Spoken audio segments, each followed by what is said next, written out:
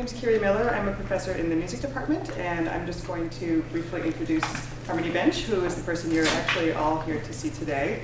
I think most of you know something about Harmony, which is why you came today, and her bio has been circulating widely online. But I think that she's really one of the most promising and inspiring current scholars of embodiment in virtual culture and digital circulation. So I was really, really pleased that she was willing to come and visit my seminar at Brown this fall and then give this talk all in one marathon day. Harmony holds degrees in performance studies and dance from NYU and UCLA, and previously the University of Utah for your undergrad work in ballet and gender studies, right? And she's working on a book project that's tentatively titled Dance as Common, Movement as Belonging in Digital Cultures. So I'm just gonna, before I have Harmony get up, give a couple of thank yous as well. First of all, of course, thank you to Harmony for coming. Also, thank you to the students in my digital media and virtual performance seminar who have been offering Harmony a great welcome already today, and I'm happy to see you here for the lecture. And thank you to the graduate students in ethnomusicology, particularly to the two who are organizing the Colloquium series this fall, Violet and Bird. In a second, they'll get a chance to announce the next upcoming talk in that series. And most especially for funding and staff support, the DSL here at the Rock and Harriet Hennessy, the university librarian, for initially making outreach and saying, sure, I would love to give you some money, bring whoever you want, which is always a lovely, lovely thing to hear. So I just want to draw your attention to the next talk in the Ethnomusicology Colloquium series, and then I will mention the kind of companion talk to this one that focuses especially on digital media. So which one of you is going to? Yeah. Say a word. Hi. Our next colloquium lecture will be by Ellen Gray, coming up November 5th. Her talk is titled Voicing, Listening, and Public Feeling from Fadao to Canção de Protesto in Portugal. Apologies. And that will be over in Orweg Room 109. That's November 5th, Wednesday. Thanks. And the next talk that focuses on digital media issues that will be here at the DSL is going to be by Will Chang. That title has a lot of resonances with your work too. It's groovy choreographies, gimmicks, glitches, and aesthetic alibis. I really wish the two of you could be here on the same day. Yeah, so Will Chang will be here on November 19th, and you'll hear more about that in due course. But please welcome Harmony Bench.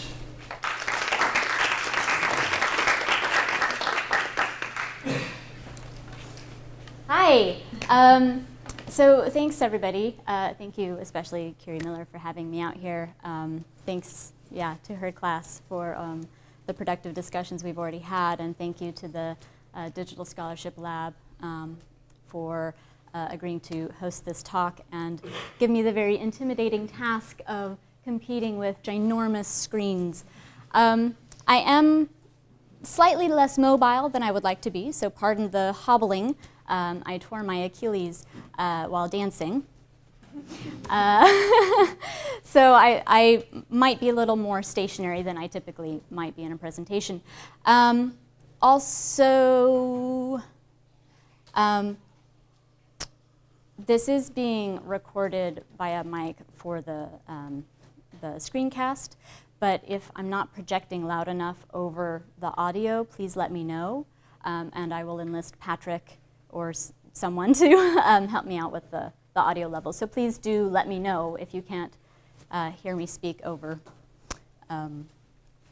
that sound. Okay. A perennial problem. Where to begin? Hi, I'm Karen. I learned to dance in a year.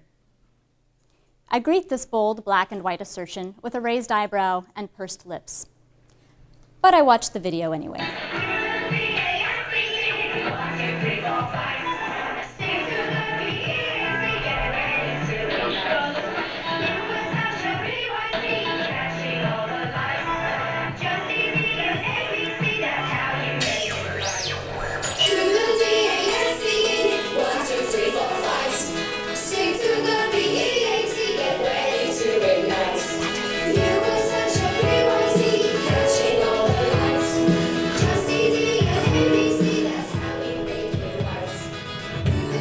Girl learns to dance in a year documents Karen X. Chang's progress on her journey of dancing every day, learning elements of popping, tutting, roboting, and other styles. She clearly gets better over the course of the video, by which I mean the clarity of her movement improves. Fluid and sharp moments become more distinct. Her confidence and performance style become more apparent. But I'm annoyed.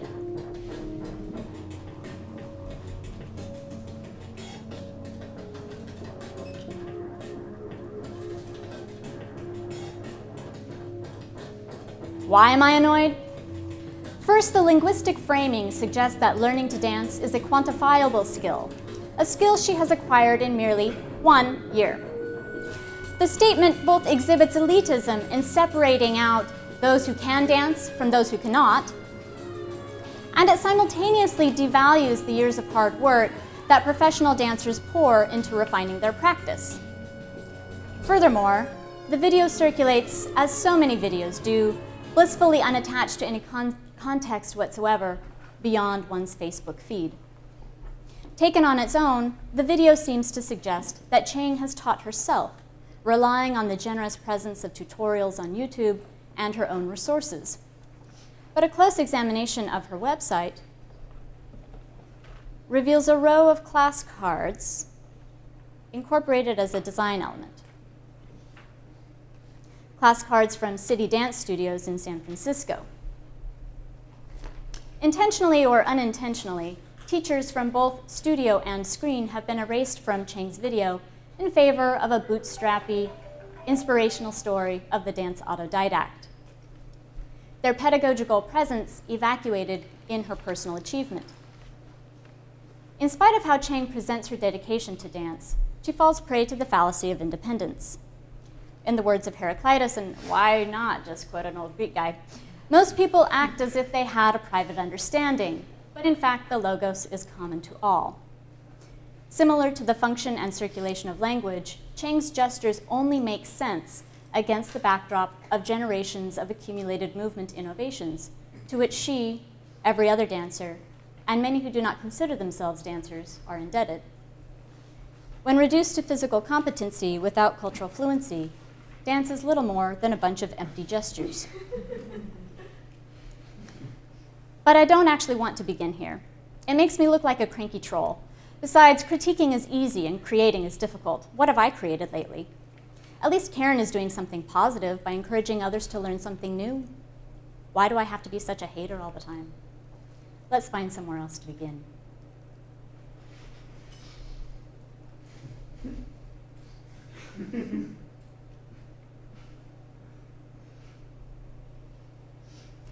Not going there either. Pop singer Beyonce Knowles has mined the archive of popular dance for her music video choreography. The use of Bob Fosse's Rich Man's Frog from Sweet Charity in her video Forget Me Bodied, and Fosse's Mexican breakfast routine in Single Ladies are among the best known. But Run the World Girls also includes choreography by the Mozambique duo Tofo Tofo, whose dance video was spotted online and who were then featured in the music video. And Countdown, a collage of popular media references, includes choreography from Belgian choreographer Anne Theresa de Keersmacher's works Rosas dans Rosas and Achterland. And I'm just going to show you a side-by-side comparison of the two works.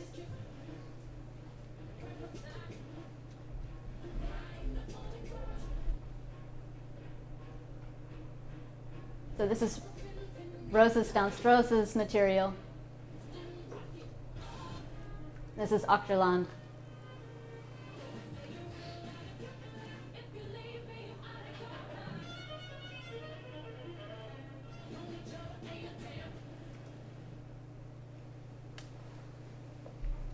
This last case caused quite a stir because, unlike Fosse, de Keersmacher is very much alive and continuing to stage these works. And unlike Tofo Tofo, she was not consulted on the inclusion of her choreography in Beyonce's video and was certainly not a featured participant or collaborator. As had happened with Beyonce's previous videos, people turned to the web to opine on her plagiarism, to defend fair use, or simply to argue the philosophical and legal grounds upon which artists could even claim to own movement. Although, in light of Tan Dong-wen's inspired interpretation of the countdown video, we talked about this today, and I was rather tight-lipped about it because it's here. In light of his inspired interpretation of the countdown video, recreated shot for shot and performed in a Snuggie, really all should be forgiven.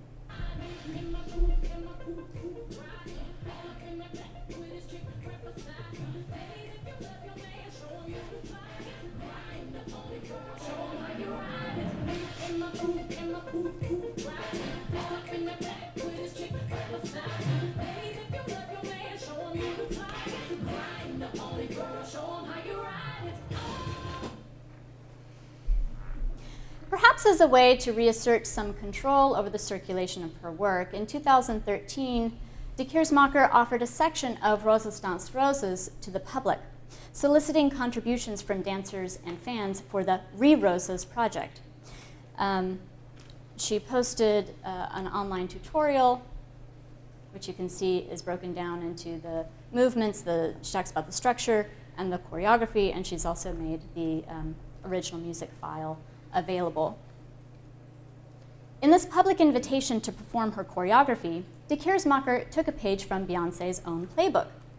When Beyoncé fans like Shane Mercado began posting videos of themselves performing the Single Ladies choreography, Beyoncé's savvy response was to hold a contest, the requirement for which was that fans stick to the original choreography. Do not stray, these instructions state. De Keersmacher's approach is more open, however, as she encourages others to change the sequence of movements, change the music, change the setting and the number of dancers, etc.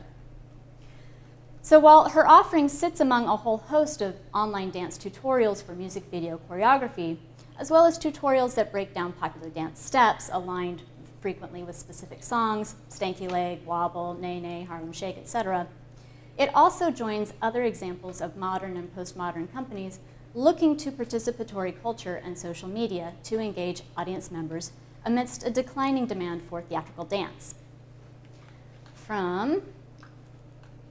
This is the first time I've actually had to navigate so many media situations all at once. So, from Martha Graham Company's Clytemnestra Remash Challenge, which is as ludicrous as it sounds, which asked dancers to remix Graham's iconic choreography, to Lucky Plush's Steal This Dance campaign, which requested movement donations from local dance artists and also cribbed sequences from other companies for their piece, Punk Yankees. The site is now defunct, so this is from the Internet Archive. Simon Fildes and Katrina McPherson's Move Me, which is a database of collected participant-performed dance scores. So they enlisted choreographers to create these verbal scores, and then participants would go into this dance booth and execute or interpret those scores. And Richard Siegel's If Then Installed, which invites spectators to move through the gestures of Yvonne Rayner's signature work, Trio A. It's actually the perfect moment for that to have happened. If you have to select a moment to have a technology fail, you know. Okay, so did I lose you yet? That was a lot of information really fast. In fact, let's start over. Let's start by trying to draw out some of the themes. Oh, you're brilliant, thank you. Some of the themes buried within these examples, namely the negotiation of ownership in relation to gestures, movements, and choreography, as they are quoted, mediated, circulated, embodied, and reiterated and reperformed by artists and enthusiasts alike.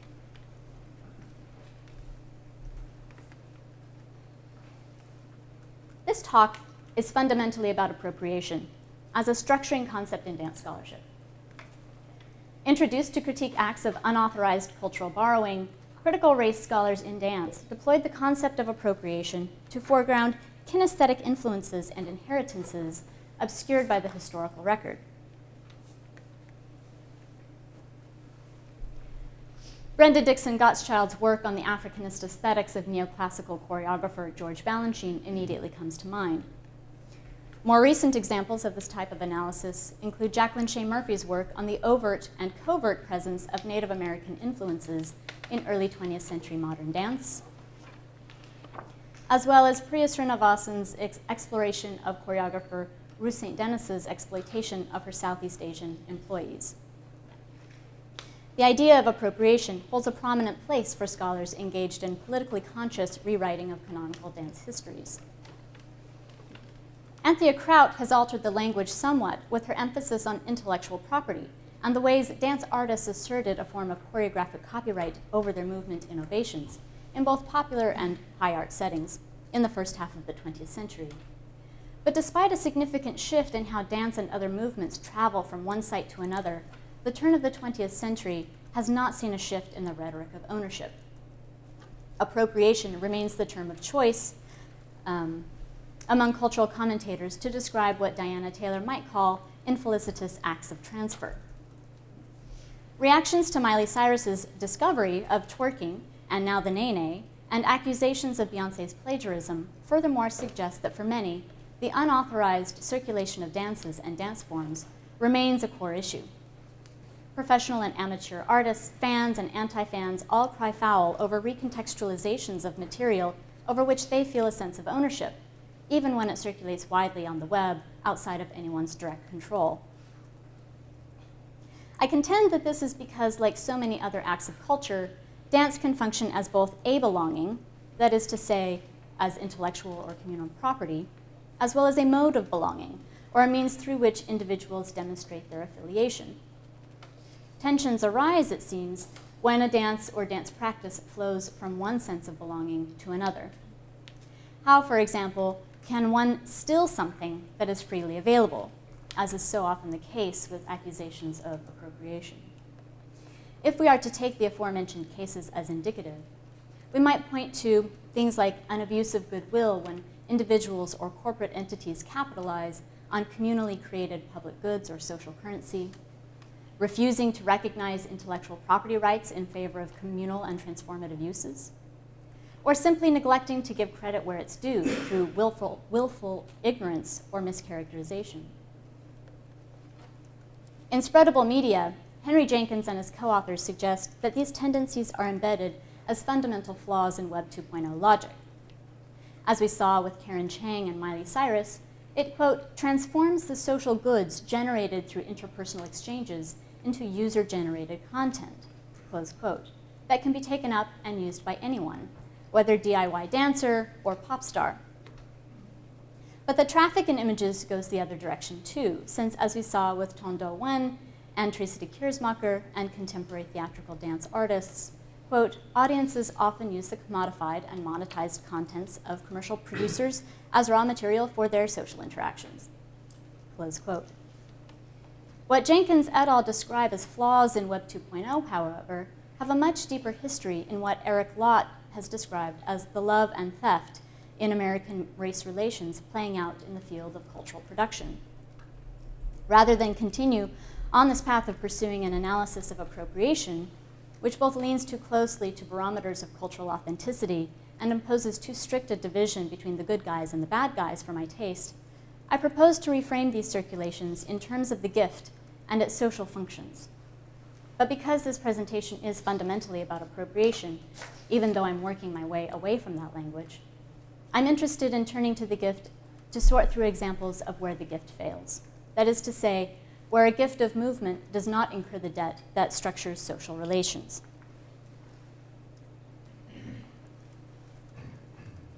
So as Mauss theorizes it, the gift contains within it three obligations: to give, to receive, and to reciprocate. With this triune expectation, the gift ensures its continuation beyond any one instance of transfer or transmission. Accepting a gift is therefore a commitment. Quote, the gift, Mauss contends, necessarily entails the notion of credit. Stated otherwise, we could say it implies a debt. But to whom is this debt owed? In his analysis of art as a form of gift, Lewis Hyde suggests that reciprocity, as to reciprocate is the third obligation. Hyde suggests that reciprocity is an inadequate take on the gift, since it assumes only two participants, one who gives and one who receives now, but who will reciprocate later. But reciprocal giving only creates a society of two. Circular giving, in contrast, creates a different atmosphere of giving altogether, more like the idea of paying it forward or cultivating good karma. Quote, "I have to give blindly," he says, "and I will feel a sort of blind gratitude as well. When the gift moves in a circle, its motion is beyond the control of the personal ego, and so each bearer must be a part of the group, and each donation is an act of social faith." Close quote. Every gift requires a return, but rather than giving a gift to one person and expecting that person to return the favor, circular giving creates a framework in which individuals contribute something. They contribute something.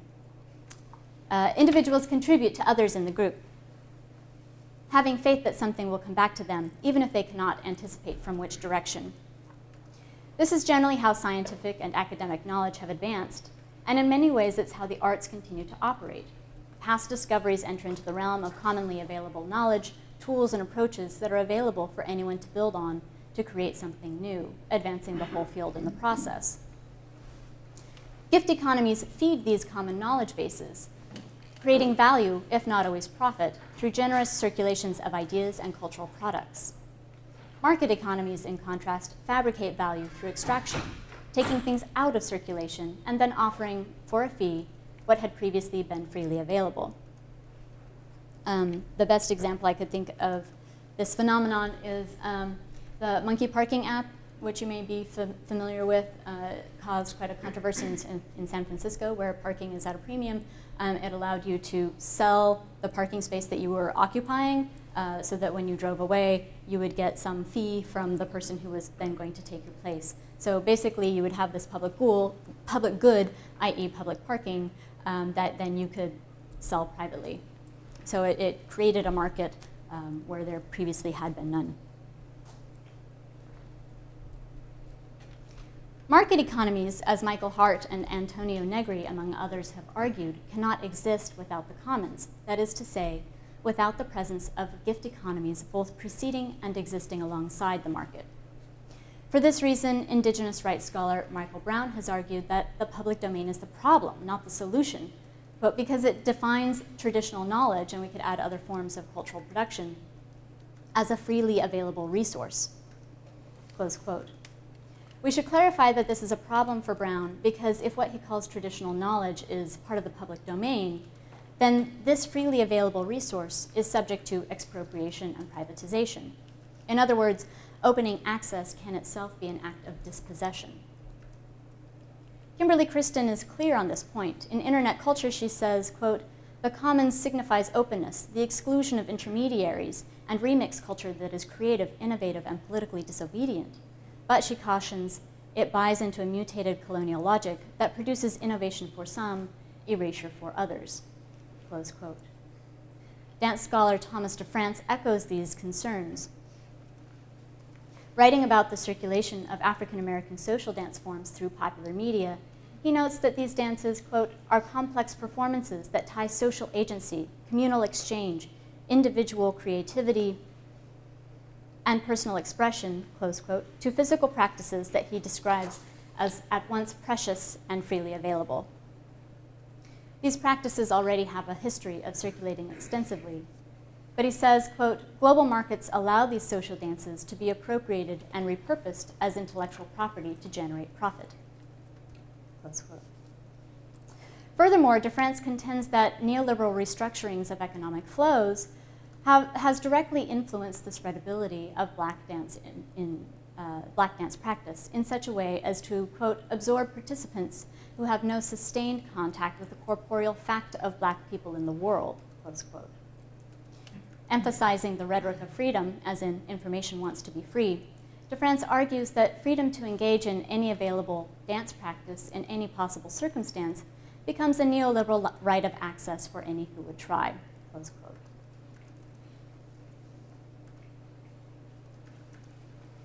Mauss suggests that accepting gifts can be a dangerous activity.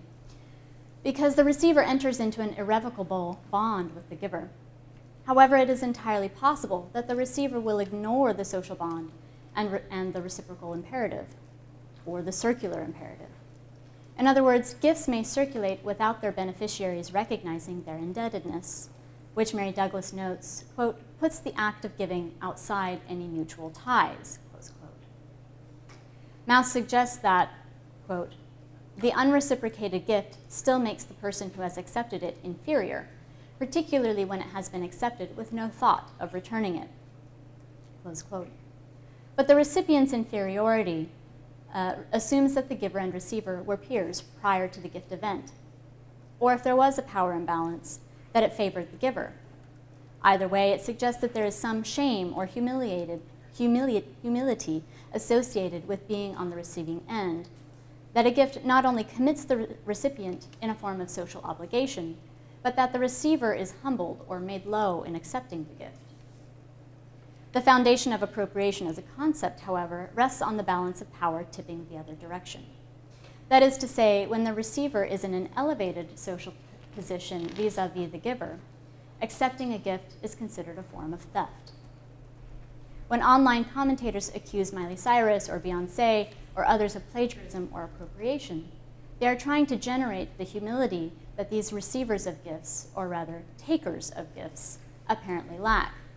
Humility that would otherwise be dissipated through reciprocation or through circulation by keeping the gift in motion, something that fans seem to intuitively grasp.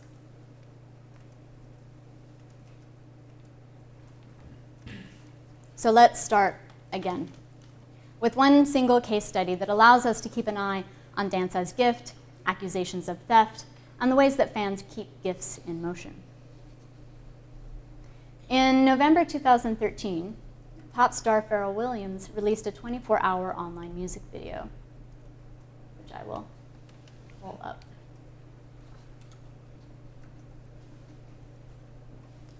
I need sound from, yeah.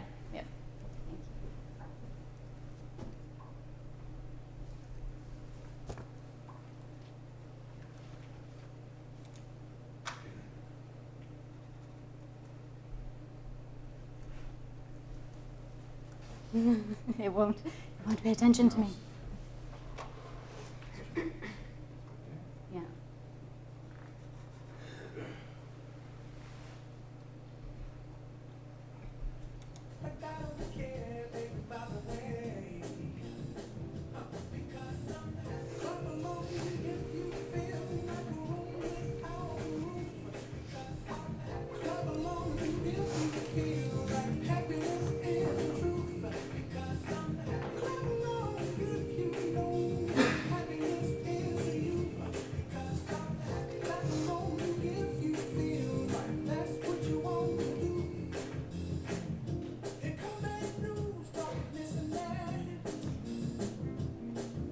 So one of the things that is intriguing about this clock, if my mouse will cooperate, is that it both keeps the time and you can manipulate the time.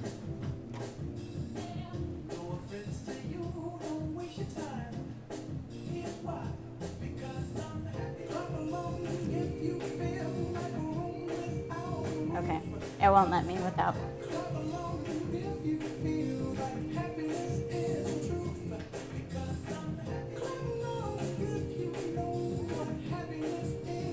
All right, well, we just have to pretend. So the yellow compass element or sundial allows you to scroll around it to queue up different videos as you prefer. So you can run it in real time where it will tell you the time that it is in your time zone, but it will also allow you to skip to the, Pharrell has his own clips on the hour, on every hour, a few times interspersed throughout. So it is this really interesting idea that time can also be interactive, that it's not just this standalone outside objective entity. I'm going to turn her down, but I want her to keep going because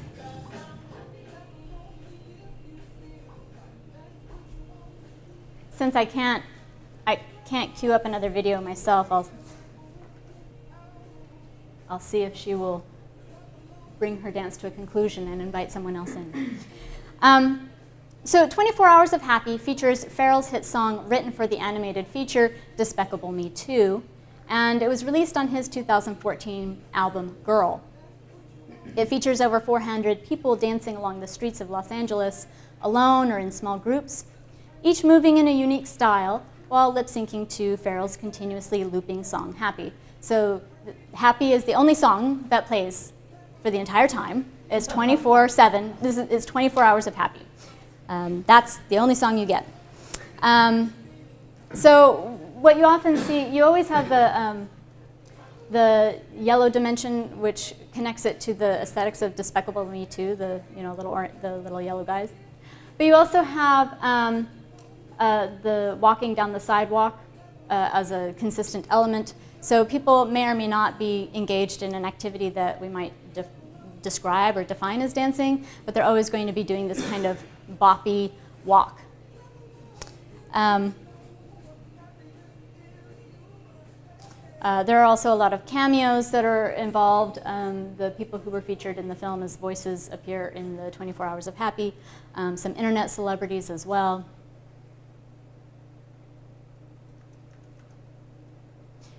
So every 4 minutes, the length of Farrell's song, the spotlight shines on a new performer or group. Prompted by the lyrics to clap along if that's what you want to do, they sidestep and sidewind around neighborhoods and businesses, through airports and gas stations, from sunrise to sunset, and then they keep going.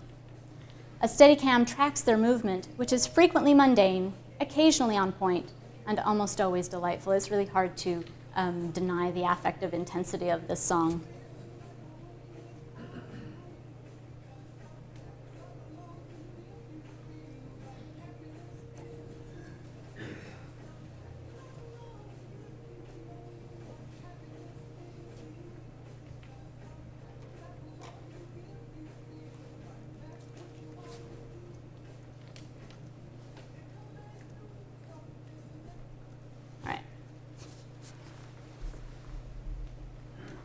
A few months after 24 Hours of Happy premiered online, Anne Marzin, who starred in the 2001 independent online film Girl Walk All Day, accused Farrell of pinching Girl Walk's concept, posting a video comparing scenes from the two pieces. So just so that you can get a sense of what this looks like, for those of you who haven't seen Girl Walk All Day, have any of you seen Girl Walk All Day? Okay. I'll skip in here. This is the trailer. Come on, mouse. You know what?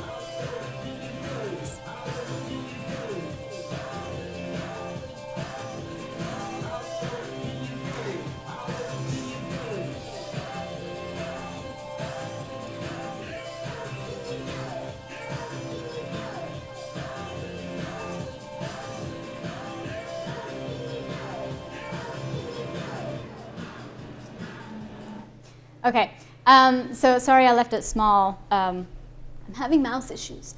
But you get the idea. It's definitely available online. You can check it out. But I wanted you to have a sense of what's happening in Girl Walk All Day. So it's really this homage or fanfare for New York.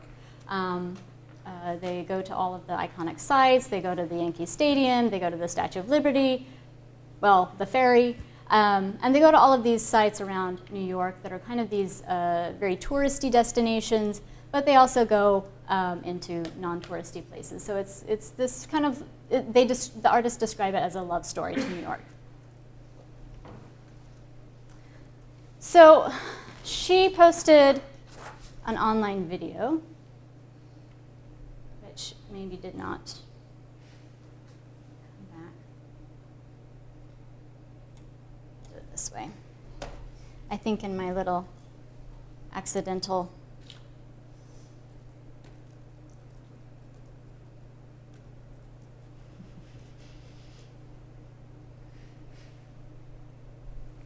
new mouse, use the new mouse. Sorry, this is why I don't ever run anything from YouTube. So she's gone through the various scenes from Girl Walk All Day and where she finds different resonances in Farrell's 24 Hours of Happy.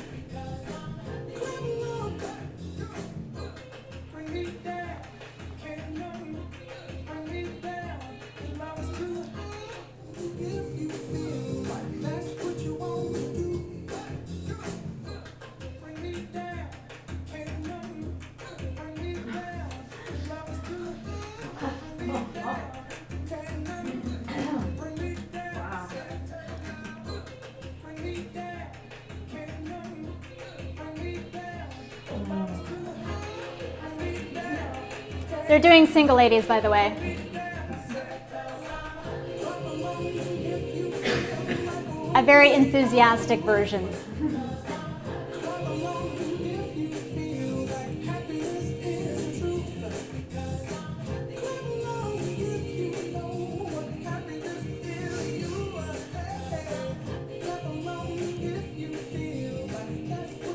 Directed by Jacob Krupnik, Girl Walk All Day is set to the 71-minute album All Day by mashup artist and fair use advocate Greg Gillis, aka Girl Talk.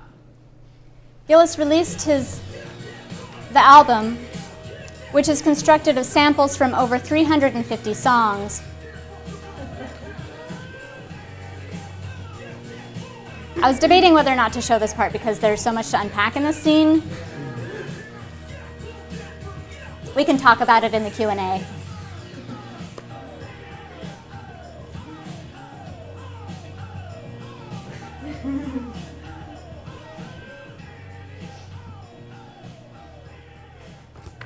So, sorry, I was saying that I was debating whether or not to show that last moment because there's a lot happening there.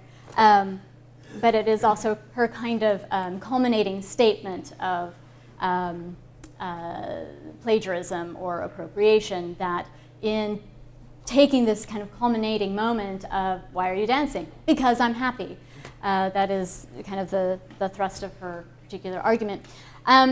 So Gillis released the album, which is constructed of samples from over 350 songs, in November of 2010 as a free download. And this particular album provides the architecture as well as the atmosphere for the entire film. Referencing a long history of Hollywood films, musicals, and music videos featuring dancing in the street, as well as the comparatively recent phenomenon of flash mobs, Marsden and her co-stars dance along the streets and iconic sites of New York City, making every public surface available to their modes of physical expression.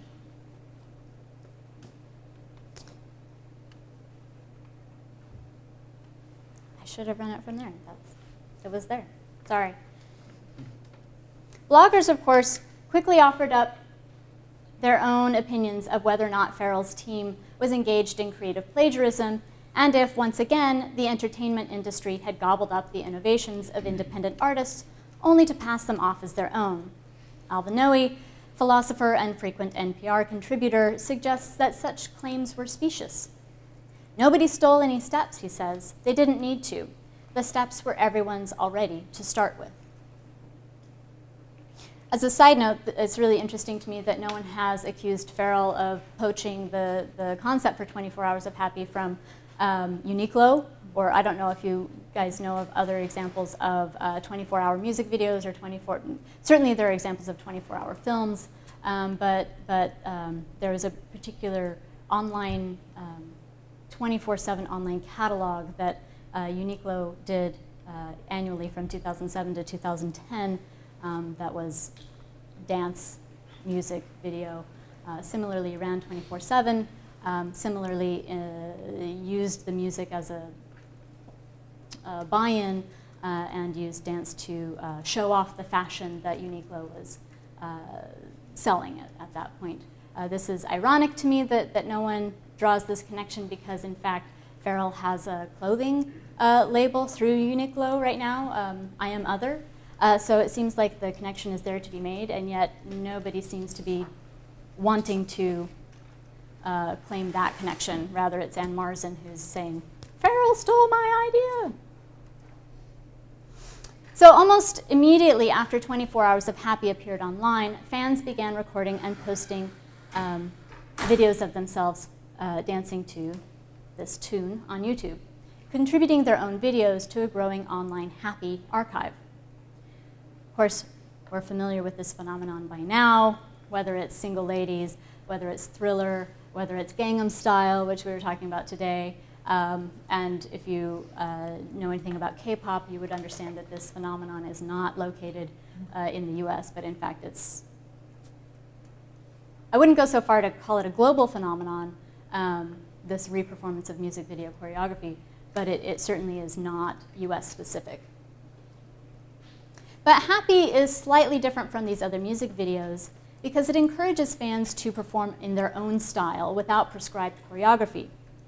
Drawing upon whatever gestural resources, footwork, and rhythmic sensibilities they can access or muster, as the case may be, fans dance a dance that belongs to no one, since the steps, as Noe points out and DeFrance has troubled, belong to everyone. So I want to just show you a few of these fan creations, which have been compiled in another act of fandom as We Are Happy From. As you can see, people in Europe are very happy. So we'll just have a look at a couple of these. And you'll note the same kinds of, the same structure as the 24 Hours of Happy.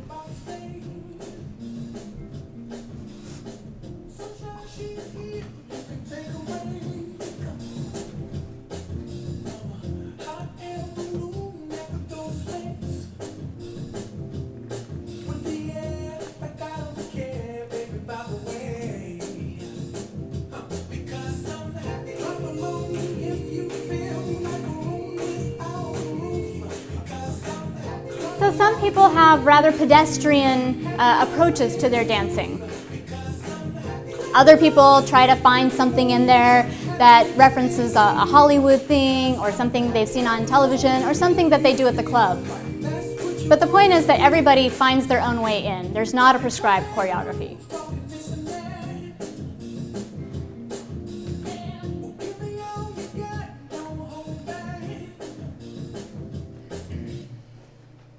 Due to time, I'll just show you one other. You're saying there's no such thing as originality in these? Originality is up for grabs and is well contested, let's say. So this particular group you may have heard about in the news. They were recently sentenced to a deferred sentence of imprisonment and lashings. They're in Tehran, and they were found guilty of engaging in basically indecent behavior.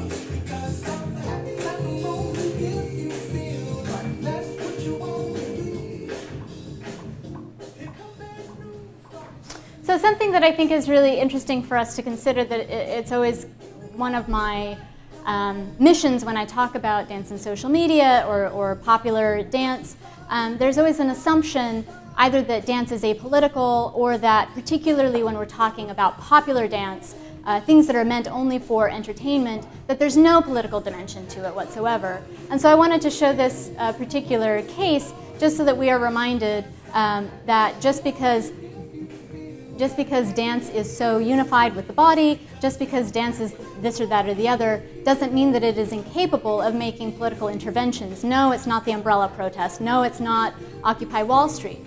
But it's still making interventions in the spaces where dance continues to make interventions.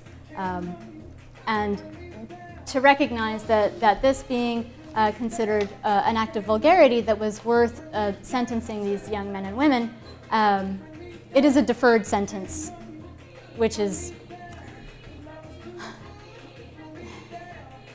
I don't know Iranian politics well enough to explain exactly how that translates, but it basically means that if they do anything bad, if they do anything and get caught that displeases the government in the next 3 years, then their sentence will kick in. So I just think it's important for us to recognize that dance does have a political dimension, even if we're talking about dance in popular media, even if we're talking about just this.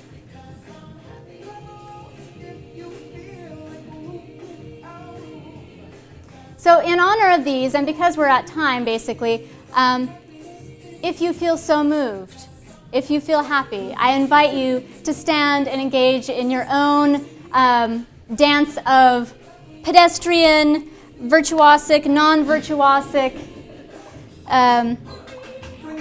movement.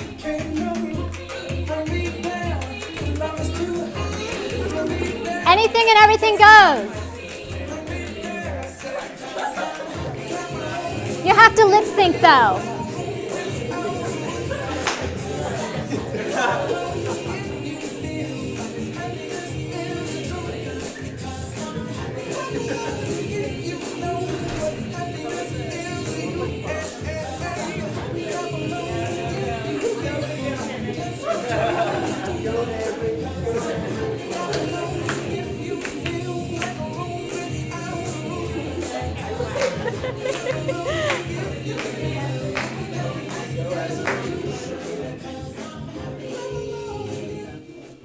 All right. Thanks, you guys. It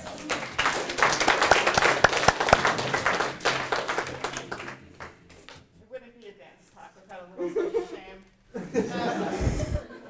I don't consider it social shame. I consider it keeping the gift moving. If they can dare to do it, we should be able to dare to do it, right? That's right. We won't get arrested. So I'll let Harmony field her own questions. We'll take about 15 minutes probably for Q&A and then Great. a little reception snack time. Yeah. So the reason why I'm not happy, and so this is kind of my question is, in terms of the political dimension of the whole project. Could you of the my project or Farrell's project? Okay. Yeah, that you're, because these are fans of Farrell's. Mm-hmm. It's like directly related to it. They're using his song and they're recording their Correct. dance to it. But so I was wondering if you could comment on like just the fact that his song is a vehicle for a movie, for his brand, for like and what's the message of this. I mean, to me, like when I've been following it a little bit too, and like I just feel kind of How is this not just the most angry. regressive thing ever? Yeah, like why are you happy? Who's happy in the world? And why are you happy? And who's not happy? And what does just flaunting your happiness Mm-hmm. like contribute aside from like he hasn't released an album in many years and now he has this big hit and all the Multiple big hits. yeah, and so it's like I just see it as like, well, good for Farrell getting his career off the ground or like profiting from this. But so I don't know if you could talk more to like that political side of it. Yeah, that's a really great question. I guess I don't know that I can answer it, but I'll talk to it. How about that? So there are a couple of things going on in your question for me. One has to do with to what extent does this idea of spreading happiness detract from all of these other things that we might be interested in, all of these other things that we might be politically engaged in, like the Somalian, was it Somali? girls who were returned. Nigerian? Yeah. So the returned? I thought they're still missing. Are they returned? I think just within the past week there was something about them being returned, and the part of what my Facebook feed said was Nigerian girls returned. Internet says, what girls? Or why aren't people talking about the umbrella revolution? Or there are so many movements that are happening that we could be focusing our energy on. And just because I mentioned Facebook, not that I necessarily need to go out of my way to hate on Facebook, but there have been some questions lately about affective manipulation in Facebook, not just in terms of the studies that Facebook was complicitous in terms of actually manipulating people's depressed or not depressed, happy states, but also in the encouraging of people sharing flowers or the ALS Ice Bucket Challenge in lieu of these other things that they could be taking up and engaging. So I think that the element of distraction that you're pointing to is really important. And I don't have an answer to that except to say, God, what great marketing.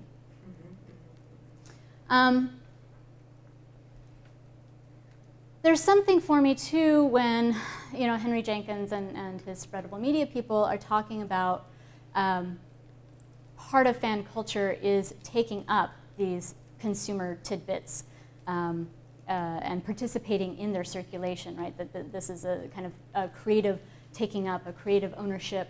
That some of that, is definitely tied. It's a corporate buy-in. It increases market share. But there is also something else, and I haven't yet put my finger on what that else is. I very much hope that it's there. I can't trust that it is.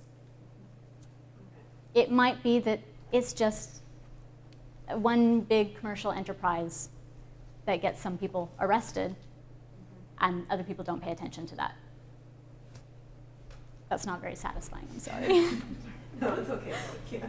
Could I just follow up on that? And Yeah. maybe another thing that is happening here reminds me of something I read about construction of one's identity. And it was a book called The Rhetoric of Self-Making. Came out, I think, in the 80s. But they talked, it was vignettes, examples of self-construction. And one of them was soldiers in Iraq during the Iraq War wanted TV sent to them so they could watch parts of TV. And what happened was they didn't really want shows. They didn't want TV shows. They wanted commercials.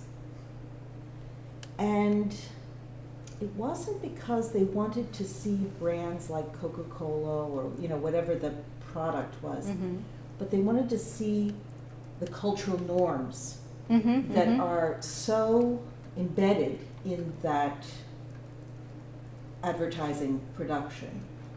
And when I look at this and I think about all the cultural norms that are embedded in this, and Farrell is the producer of this product, but in a way what it carries is a set of cultural norms, values. Are they fans of Farrell's, or is this the cultural values and norms that they have the courage and the desire to express? Yeah, I think that's a good question, and it could be that the two have become indistinguishable. That engaging with media in this way has become a cultural norm through which people either express fandom or not, right? It's not just, I would imagine that most people who go to the length of reperforming choreography have a commitment to that song, to that artist, to that movement style, to that aesthetic, to that being part of their identity, their self-construction. But I also know that people follow along and get caught up in other people's obsessions. And I can see that happening with this particular project more than others, because it doesn't actually require the time investment to, learn a choreography, for example. You can just do your own thing And as far as you're concerned, that's the amount of your time investment. And then what the payoff is that it joins this, global cloud of other similar things. And then it becomes this other mode of belonging to the world. Yeah, that's not really answering, but No, I was just commenting. yeah. Thank you for your talk. I guess I have a question about the gift idea that you were talking about. Because I guess in this example, they're not parodies, right? There's a kind of like very straightforward engagement with the original. Mm-hmm. But I feel like so much of what circulates online are kind of parodies Mhm. or like these ironic re-performances. Yep. And to me, gift seems very like earnest, or the idea of reciprocity. Is there something earnest about it? So how do you account for like the place of parody in gift giving? Yeah, great question. So the idea of framing this in terms of the whole gift thing is a new step for me. I'm trying it on. I'm certainly eager to hear if you have thoughts about where that does or does not fit. But I would say that for Mao, certainly, and others who have come after him writing on the gift, there's always a negative dimension. It's never just a positive thing. that the social obligation that is implied can be a negative thing, right? If we think about the humility or shame that attends the receipt of that gift. So something that's interesting for me in thinking about, well, how do we think about people who don't recognize that they're indebted? Does the gift still operate there, or has it become something else? But I don't think that irony or parody or satire or kind of vicious re-renderings necessarily take it out of the realm of the gift. They just show the darker underside. I think what's important to me with this notion is that it keeps moving. And that the moving part of it, the carrying it forward part of it is more important to me. But I will also say, for those of you who might care about the distinction, I'm not interested in using the language of memes because I think that dance requires a very different engagement with the material, and that the generic notion of a meme doesn't address the content of the content, and that perhaps the gift can elucidate some of what is there in a way that something like a meme feels quite two-dimensional. Hopefully, a gift can bring out the social richness and also the pitfalls and the negotiations in a way that the theorizing of memes, it just feels superficial and yeah, that's all, two-dimensional. Yeah. I'm gonna stray away from this. We're talking about like Karen Chang or Yang? Chang. Chang, and like the recreations of single ladies and things like that, instead of as a thing of accessibility, because traditionally dance is seen something that requires the money, the access, the resources and stuff like that, and not necessarily that they're not acknowledging that it requires certain disciplines, but they don't have the access. Because like I know somebody who completely taught themselves a lot of like their technical facets through the internet because she couldn't afford dance, things like that, in terms of accessibility, not just appropriation. Like, what do you? I just think there's also overlooking of that maybe in that sense. Yeah, I think that not only social media but also dance video games have really reshaped the whole landscape of dance pedagogy. And so we need to, have a longer conversation about what that means. But we also, I think, need to be careful not to reduce dance to studio dance.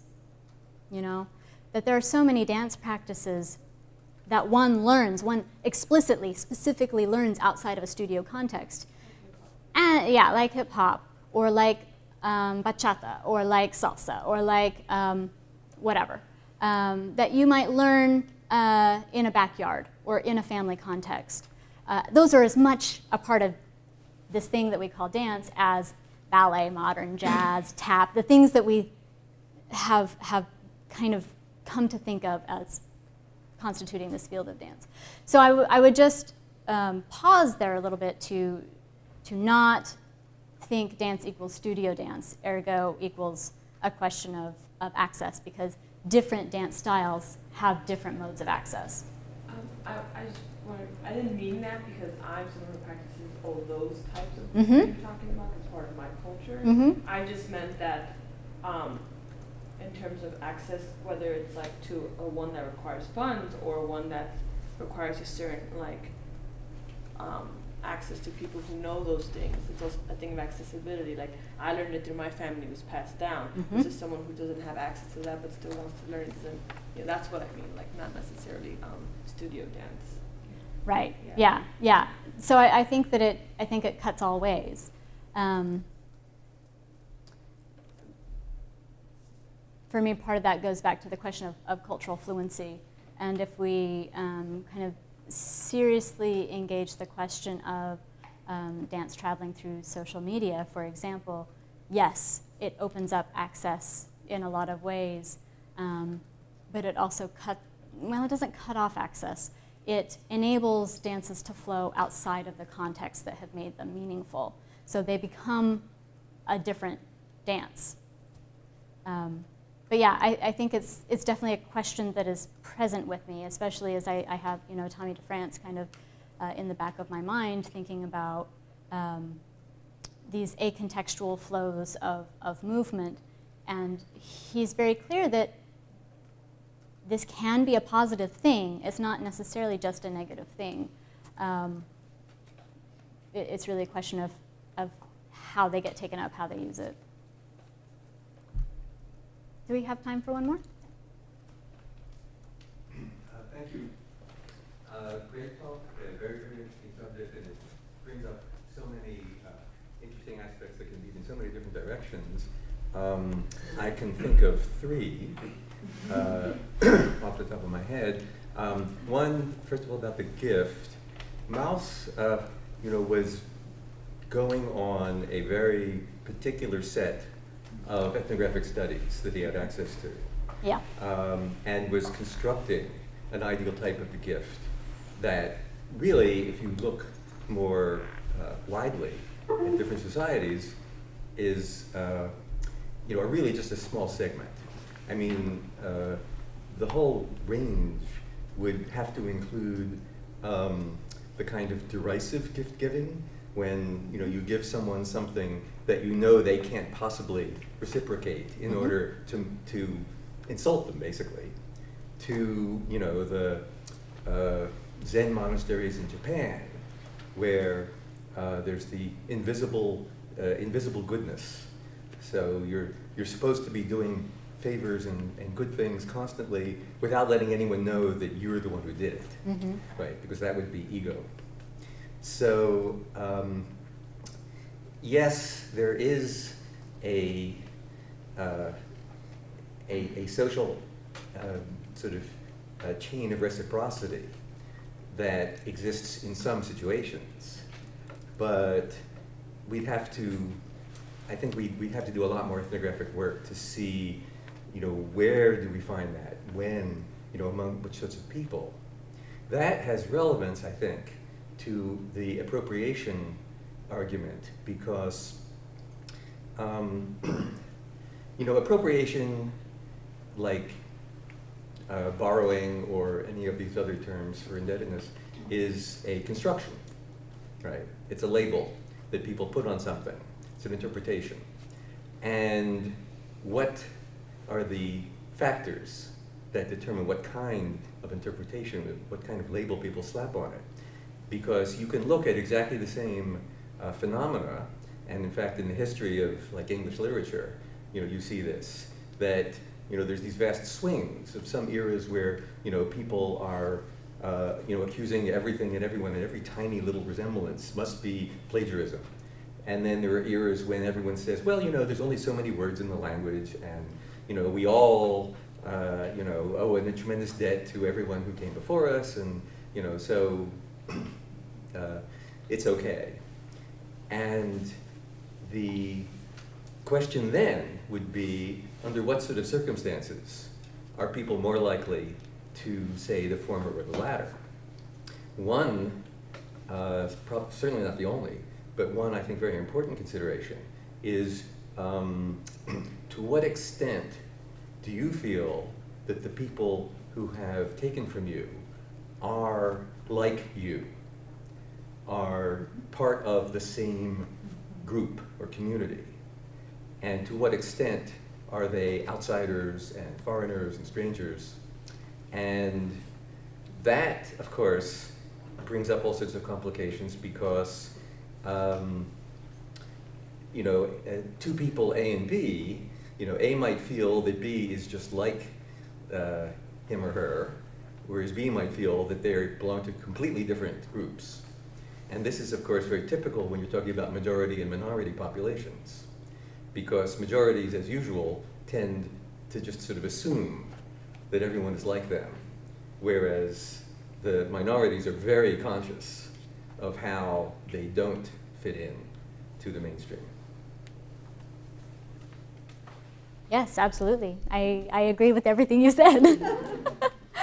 Yeah, I mean, in terms of Mouse's take on the gift, absolutely. It's based on a very specific set of case studies. I'm not an ethnographer. I'm at best an armchair ethnographer. So I'm not going to be the one to go collect more information about how different societies, different cultures over spans of time have constructed their own relationship to gift giving. But I think that, yes, you're exactly right. And if I think about challenge dances in particular as a gift that bites, we could definitely think about that not all gifts are nice, and that not all social relations are positive. That doesn't mean that there isn't a relation that is forged. It just means that it maybe makes us feel crappy about ourselves. In terms of the question of appropriation and the context in which it's read as such, I mean, these are precisely the reasons that I'm trying to work through some alternate language, because I think that the way movement is circulating online, we have to reconsider the language that we've inherited around that. Not to lose the I think, vital cultural critique that comes with a term like appropriation that recognizes an imbalance of power, particularly as regards minority versus majority populations, but to begin to try to get at I'm putting words in Diana Taylor's mouth, because she uses the phrase acts of transfer, and she also cites J.L. Austin, so obviously I'm going to put them together and call them infelicitous acts of transfer. I think that we need to figure out some other textures that are there that open up the ability to talk about things like intellectual property, things like copyright, things like choreographic inheritances or kinesthetic legacies, in a way that doesn't just short circuit the conversation and leave it at appropriation. I'm interested in what comes beyond that. I feel like that's a little bit risky, so I also don't want to say any more than that, because I think that I might be putting myself out there in a way that I'm not ready to back up, or I don't know, it just feels risky. But yes, in terms of your delineations of the questions that come up, I absolutely agree with you. Thank you very much. Thanks, everybody.